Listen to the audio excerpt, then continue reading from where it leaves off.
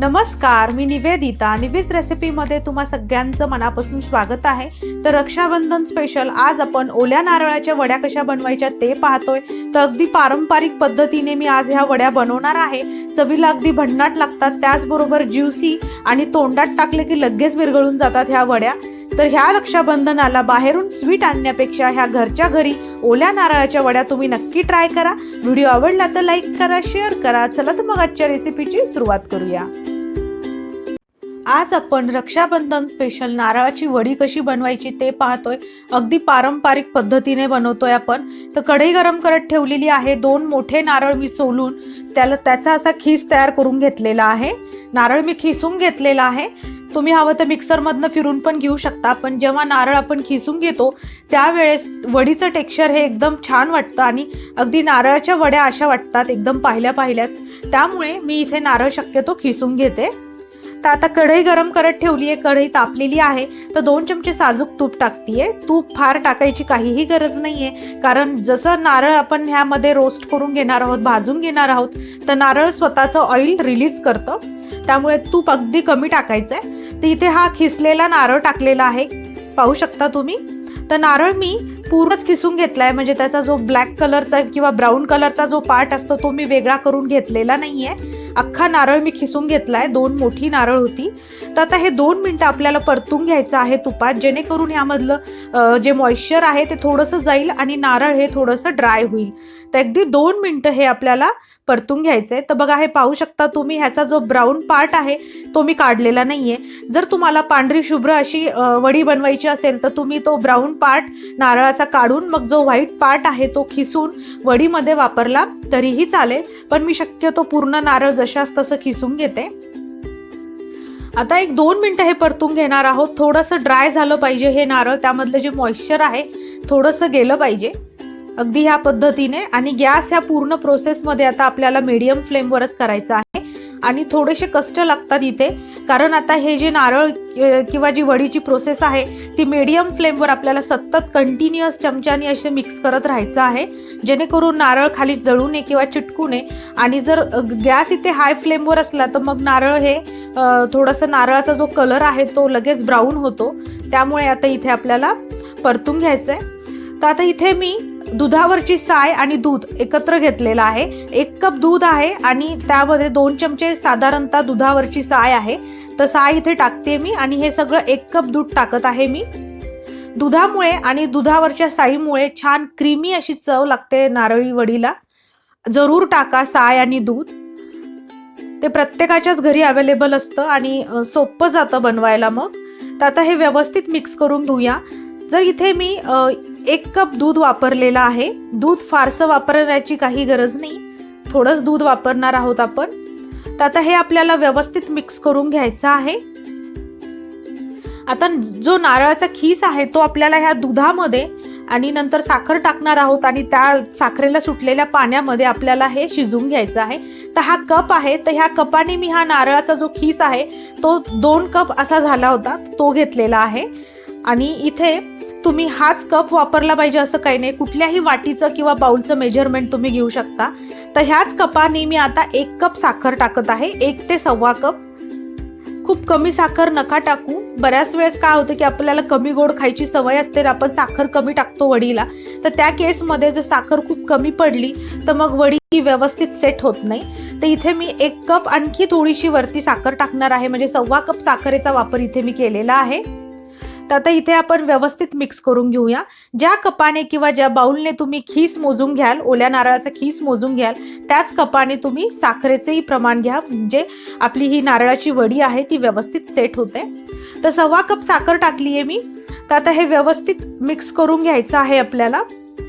हे सगळे जे मेजरमेंट आहे हे मी डिस्क्रिप्शन बॉक्समध्ये देणार आहे. तर आता हे साखरेला पाणी सुटल्यामुळे तुम्ही पाहू शकता हे मिश्रण पातळ झालेलं आहे. तर असंच आता आपल्याला हे जे नारळाचा खीस आहे आता ह्यामध्ये आपल्याला तो शिजवून घ्यायचा आहे. आणि जेव्हा तुम्ही हा जो खीस आहे जेव्हा तो मिक्सरला तुम्ही नारळ एकदम वाटून घ्याल तेव्हा तो एकदम त्याचं पावडर फॉर्म मध्ये तयार होतो. आणि मग त्यावेळेस वडीला जी खाताना जी मजा येते मस्त अशी श्रेडेड कोकोनट टाईप अशी वडी तयार होते. तर ते जे टेक्स्चर आहे वडीचं, प्रॉपर टेक्स्चर ते वडीला येत नाही. त्यामुळे मी शक्यतो नारळ खिसूनच टाकायचा वडी बनवताना. एक अर्धा चमचा वेलची पूड टाकलेली आहे. तर वेलची पूडची तशी फारशी गरज नाही आहे, कारण नारळाला हा स्वतःचा स्वाद असतो आणि सुवास असतो. पण तरी मी इथे टाकली आहे, कारण वेलची पूडचा जो स्वाद आहे तो छान लागतो गोड पदार्थांमध्ये. आता हे आपण व्यवस्थित मिक्स करून घेऊया. साधारणतः ह्या प्रोसेसला 20 ते 25 मिनिटं लागतात. तर एक 10 मिनिटं मी शिजवून घेतलेलं आहे. तर पाहू शकता बऱ्यापैकी मॉइश्चर कमी झालेलं आहे. तर अर्धा वाटी किंवा अर्धा कप इथे मिल्क पावडर टाकली आहे. मिल्क पावडरमुळे रिच अशी टेस्ट येते, पण मिल्क पावडर हे पूर्णपणे ऑप्शनल आहे. जर तुमच्याकडे मिल्क पावडर नसेल तर तुम्ही अजून थोडंसं दूध टाकून हा जो नारळाचा खीस आहे तो शिजवून घेऊ शकता. तर मिल्क पावडर इथे टोटली ऑप्शनल आहे. तर तुम्ही बरेच व्हेरिएशन करू शकता नारळाची वडी बनवताना. बरेच जण खवा पण टाकतात. जर खवा अवेलेबल असेल तर खवा टाका, किंवा पेढे वगैरे जे काही मिठाई जर घरात असेल दुधापासून बनवलेली प्लेन, ती तुम्ही ह्या वडीमध्ये वापरू शकता. तर आता इथे मिल्क पावडर टाकल्यामुळे हे जे मिश्रण आहे ते पटकन घट्ट होण्यास मदत होते आणि क्रीमी आणि अशी रिच टेस्ट लागते वडीला. तर पाहू शकता इथे आता बऱ्यापैकी हे घट्ट झालेलं आहे. मी इथे एक 20 ते 25 मिनिटं मीडियम फ्लेमवर कंटिन्युअस ह्याला असं हलवत मिक्स केलंय. तर बऱ्यापैकी दाटसर झालं आहे आता मिश्रण, बघू शकता तुम्ही. तर आता जवळपास हे जे मिश्रण आहे हे आपलं सेट होण्यासाठी तयार आहे. लक्षात ठेवायचे गॅस हा इथे पूर्ण प्रोसेसमध्ये मीडियम फ्लेमवर करायचा आहे. पाहू शकता घट्ट गोळा असा तयार झालेला आहे. तर ह्याच्यापेक्षा जास्ती आता मी शिजवून घेणार नाहीये, नाही तर वडी ही थोडी कडक होण्याची चान्सेस असतात. तर आता इथे मी गॅस बंद करणार आहे. आता आपल्याला ही वडी सेट करायची आहे. तर सेट करण्यासाठी कुठलीही थाळी किंवा प्लेट किंवा केकचा टीन असेल तर तुम्ही वापरू शकता.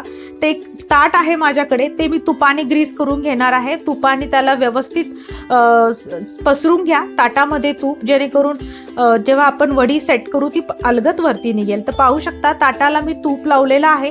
आता जे हे मिश्रण आहे ते गरम असतानाच आपल्याला ताटामध्ये टाकायचं आहे, कारण पटकन सेट होण्यास सुरू होतं हे जे मिश्रण आहे. त्यामुळे गरम गरमच हे ह्या थालीमध्ये टाकायचं आहे. आता स्पॅच्युला घ्या आणि त्याला थोडंसं तुपाने ग्रीस करा. तर मी ह्या चमच्याला किंवा स्पॅच्युलाला थोडंसं तूप लावलंय. आधी पसरून घेऊया आपण आणि नंतर लेवलिंग करून घेऊया. आधी ह्या ताटामध्ये आपण हे व्यवस्थित स्प्रेड करून घेऊया. अगदी ह्या पद्धतीने व्हिडिओमध्ये पाहू शकता तुम्ही. आणि त्यानंतर वाटी किंवा चमच्याच्या मदतीने हे आपण प्रेस करून घेऊया. तर वाटीलाही मी तूप लावलेलं आहे, जेणेकरून ते खाली चिटकू नये वाटी म्हणून. तर अगदी ह्या पद्धतीने त्याला प्रेस करूया आणि एक लेवलिंग करूया वडीला. तुम्ही कुठल्याही टीनचा, केक टीनचा जो स्क्वेअर आकाराचा केक टीन असतो त्याचाही वापर करू शकता. खोलगट जर ताट असेल तर त्याचाही वडी सेट करण्यासाठी वापर करू शकता. आणि जर वडीची क्वांटिटी कमी असेल तर तुम्ही कोळपाटावर पण ही वडी सेट करू शकता. तर आता व्यवस्थित अशी लेवलिंग करून घेऊया आपण वाटीच्या साह्याने. पाहू शकता मदतीने वाटीच्या.